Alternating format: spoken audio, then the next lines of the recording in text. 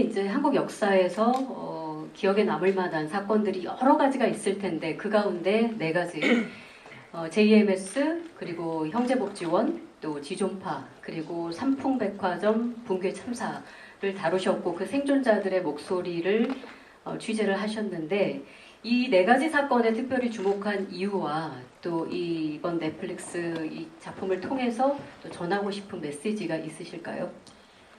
사건을 정하는 기준은 몇 가지가 있었습니다. 우선 대한민국에서 벌어진 가장 비극적인 참사, 반복되지 않아야 할 참사는 어떤 것이 있었을까를 쭉 살펴봤고요.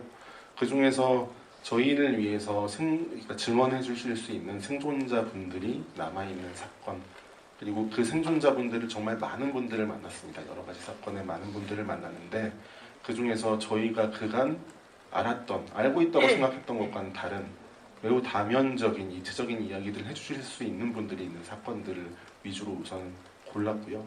그렇게 생각을 했을 때 가장 먼저 제가 떠올렸던 건 딱 12년 전 제가 취재했던 형제복지원 사건이었어요. 그랬는데 그때만 해도 많은 피해자분들이 나서지 않고 숨어 있을 때였는데 한 12년, 13년이 지난 후에 다시 한번 그분들을 가서 만났을 때 했던 생각은 이게 내가 알고 있던 그 사건과는 전혀 다른 사건이구나 라는 것 하나, 그리고 또 하나는 그분들의 피해와 고통은 지금까지도 계속되고 있구나 였습니다. 이렇듯 제가 생각했던 것은 중요한 사건, 대한민국에서 가장 우리가 잊지 말아야 할 사건, 생존자들이 있는 사건, 그리고 더불어서 현재성이 있는 사건이라고 생각을 했습니다.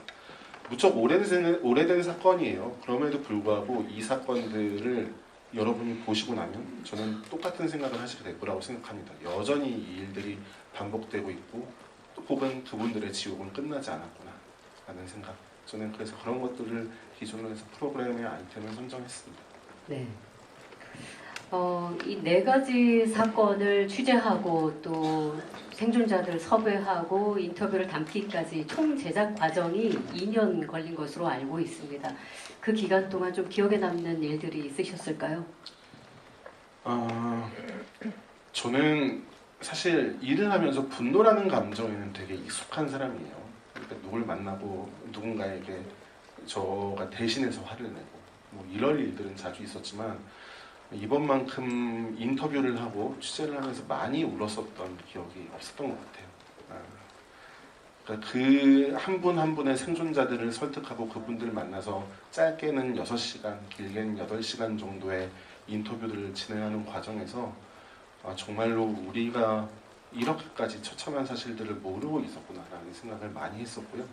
그리고 그분들이 지금까지 입을 다물고 입을 열 수 없었던 상황들에 대한 공감도 할 수 있었고요. 그게 나는 생존자다라는 프로그램에서 저희가 가장 신경을 썼던 건 그간 저희가 카메라 앞에 앉히지 못했고 그간 말할 용기를 내지 못한 분들을 카메라 앞에 앉히는 일이었습니다. 근데 그게 생각보다 쉽지 않은 일이죠.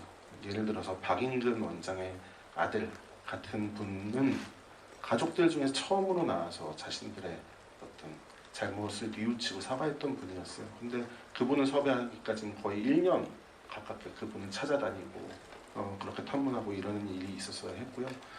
시즌 1에서 메이플 같은 친구는 저희가 시작하고 난 뒤에 한 1년 후에 나타나서 2개월 이상 기다려서 만날 수 있었죠.